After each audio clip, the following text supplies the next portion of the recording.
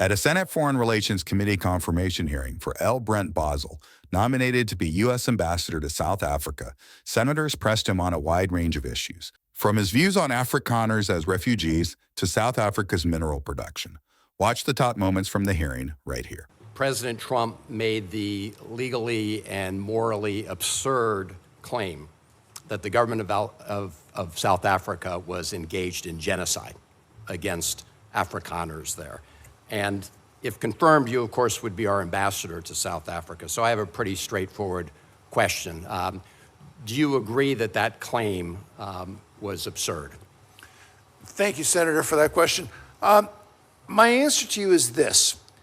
If you were to talk to those people who are involved, they fear— Mr. Bozell, I'm sorry, genocide is a legally defined issue. No. It's not a question of someone's impression. There's a legal definition for it. To your knowledge, has the State Department legal advisor concluded that the government of South Africa is engaged in genocide? Senator, I don't know that answer, but Senator— No, it's a straightforward question. I'm not going to. It's a straightforward question. There's a legal definition of genocide. I want to know if you agree that that's an absurd claim made by the President of the United States. Senator, I'm not a lawyer, so I can't address it that way. The President, of course, is reported to be engaged right now in reducing the number of refugees that can come into the United States to something around 7,500. And that the overwhelming majority of those would be Afrikaners, white South Africans. That, in my view, is a gross misuse of our policies. Do you agree that we should not have a refugee policy, admission policy, that's based on race? Senator, in South Africa— No, I'm asking you if we should have a refugee admission policy based on race. Again, it's a simple question, sir. Senator, I'm trying to answer it.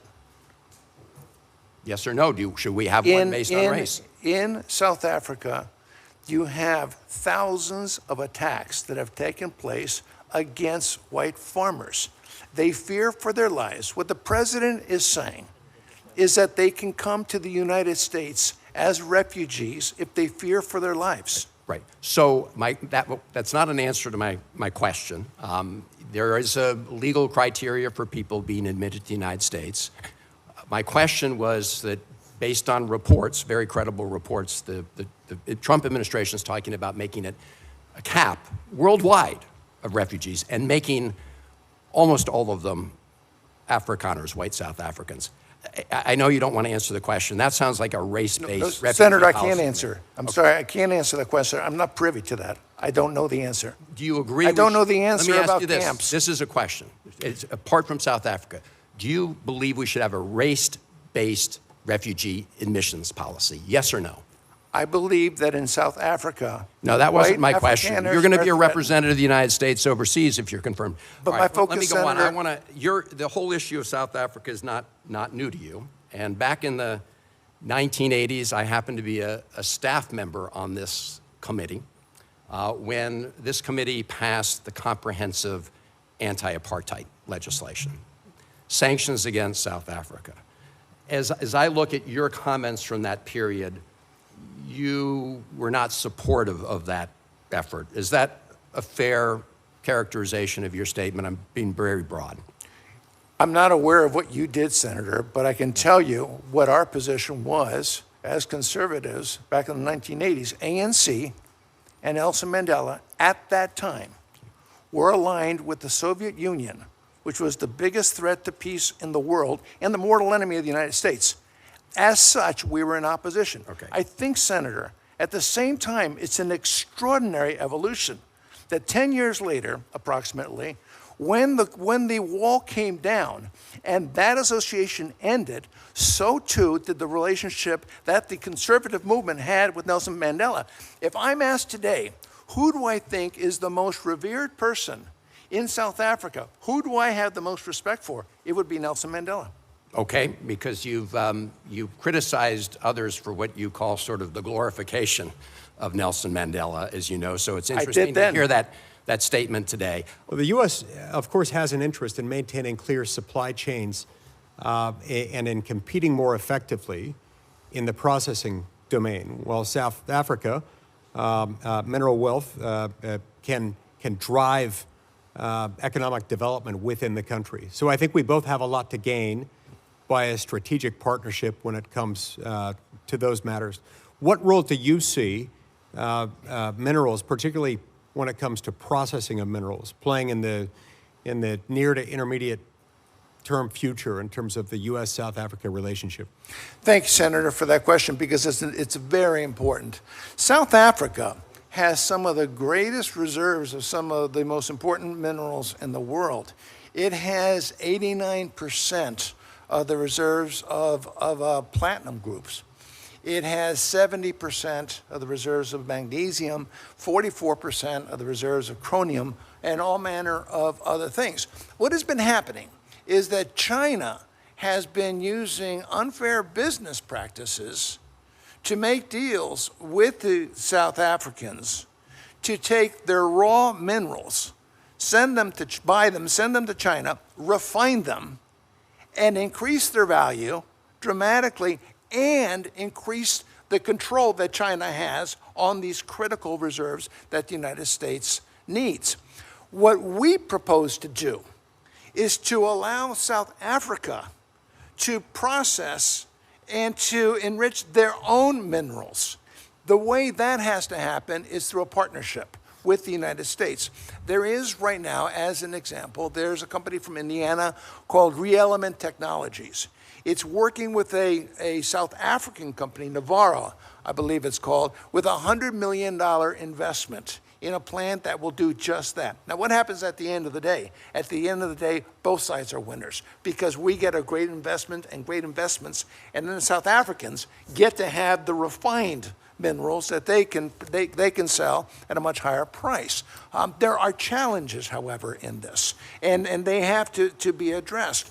The electrical grid in South Africa is a huge problem. Eskom it's been a combination of poor management, infrastructure collapsing, and corruption and theft. That system, they're now doing what's called load shedding, I think it's called, where it's rolling blackouts or brownouts in the country. It's very difficult for an American company to think, I want to bring a lot of assets and invest if I can't turn the lights on. So that has to be addressed. Right. Processing is certainly an energy-intensive endeavor and can't be done if you're constantly losing power. But yeah, you make some great points there, and particularly if those jobs can stay in South Africa. Correct. That's great for South Africa's economy on many levels. And Senator, to expand on that, well, the problem that we have is China brings in its workers and takes out its workers. The United States hires South Africans, and that's why with 250,000 South Africans are now employed because of American businesses. It could rise dramatically, and that, if I'm confirmed as ambassador, that is one of the messages that I'll be taking. Thank you. That's helpful. Now, as you know, South Africa, on a different note, is leading the case in the International Court of Justice against Israel for genocide, and also making the case publicly on many occasions that what happens in Israel is akin to apartheid. Now, this carries special significance given that it's South Africa and South Africa's own experience with that. But it seems to me that this is missing some points. I mean, there's some vast differences that make this rather unlike what South Africa experienced. Including the fact that you've got Arab Israelis, among whom are Muslims, Christians, and a number of Druze, who are full citizens of Israel. I mean, that seems rather unlike apartheid to me. How would you use your role as the U.S. ambassador to South Africa to help stand up for our ally Israel in that regard? Senator, thank you for that. It's important. What South Africa did in leading the charge against Israel in the International Court of Justice was an injustice. It's going to be a top priority because the president has made it a top priority, and the president has told me it's a top priority to do something about that, to get South Africa, not just on that issue, but there are other issues. For example, just recently, South Africa engaged in naval exercises with Iran, the archenemy of Israel. That was completely unnecessary to do unless South Africa is making a decision to go in a very, very dangerous direction.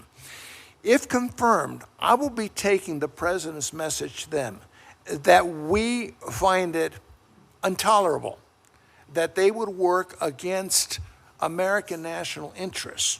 Our alliance with Israel is ironclad. They are one of our greatest friends in the world.